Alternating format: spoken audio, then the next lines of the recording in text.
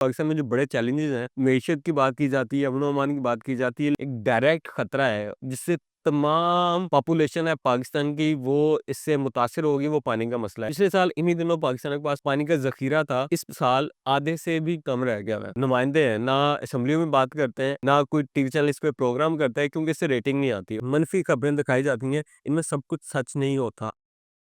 یہ خبر پاکستان کے حوالے سے بڑی خطرناک ہے کہ پاکستان میں جو پانی کا بحران ہے وہ اس حد تک بڑھ گیا ہوا ہے کہ پچھلے سال انہی دنوں پاکستان کے پاس پانی کا ذخیرہ تھا، وہ اس سال آدھے سے بھی کم رہ گیا ہے۔ اور جو اعداد و شمار آئے ہیں معاہدہ کے ذرائع کی جانب سے، وہ میں آپ کو پڑھ کے سناتا ہوں، آپ دیکھ کے بڑا اور سن کے بڑا پریشان ہو جائیں گے کہ پاکستان میں یہ صورتحال کس حد تک خراب ہو چکی ہوئی ہے۔ معاہدہ کے ذرائع کے مطابق پانی کا جو ذخیرہ ہے وہ گزشتہ سال کے مقابلے میں 4,91,000 ایکڑ فیٹ کم ہے۔ جو پچھلے سال تھا،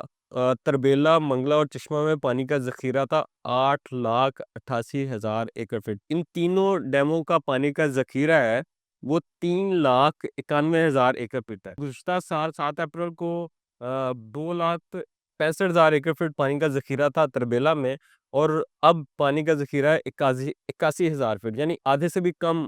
رہ گیا۔ اسی طرح گزشتہ سال اپریل میں منگلا ڈیم میں پانی کا ذخیرہ تھا 4,12,000 ایکڑ فٹ، اور اپریل میں منگلا ڈیم میں پانی کا ذخیرہ ہے 2,48,000 ایکڑ فٹ، جبکہ گزشتہ اپریل میں چشمہ گراج میں پانی کا ذخیرہ تھا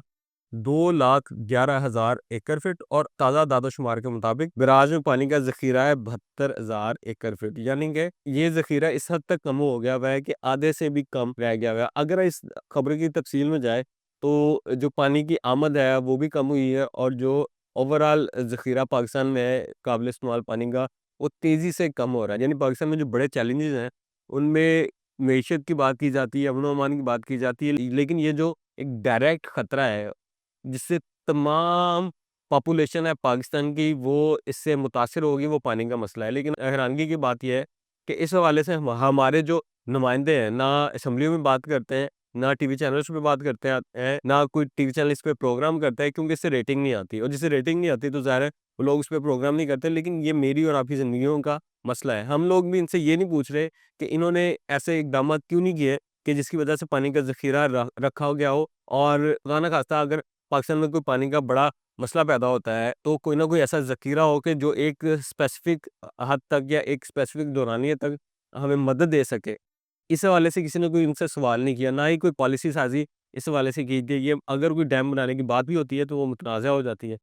لیکن یہ ایک ایسی چیز ہے جس کا تمام ہمارے جو لوگ ہیں ان پہ امپیکٹ آئے گا، اور خاص طور پہ جو بین الصوبائی بھائی چارہ ہے اس پہ بڑا امپیکٹ آئے گا۔ ابھی آپ دیکھ ہی رہے ہوں گے کہ کیسے صوبوں کے درمیان نفرت کی آگ پھیلائی جا رہی ہے، اور کیسے پنجاب، بلوچ، سندھ اور پختون کو آپس میں لڑانے کی کوشش ہو رہی ہے۔ اور اس سچویشن میں اگر یہ بھی ہو جائے گا کہ پانی دستیاب نہ ہوگا تو ہم ایک اور زیادہ آگے بڑھ جائیں گے، ایک ایسی سچویشن کی طرف جس میں ہم آپس میں خدا نہ خواستہ لڑ رہے ہوں گے۔ اب اگر ہم بات کر رہے ہیں بین الصوبائی بھائی چارے کی اور صوبوں کے آپس میں بھائی چارے کی، تو یہاں ایک بات کرنا بہت ضروری ہے جو آج سوشل میڈیا پہ چلتا رہا ہے اور چل رہا ہے،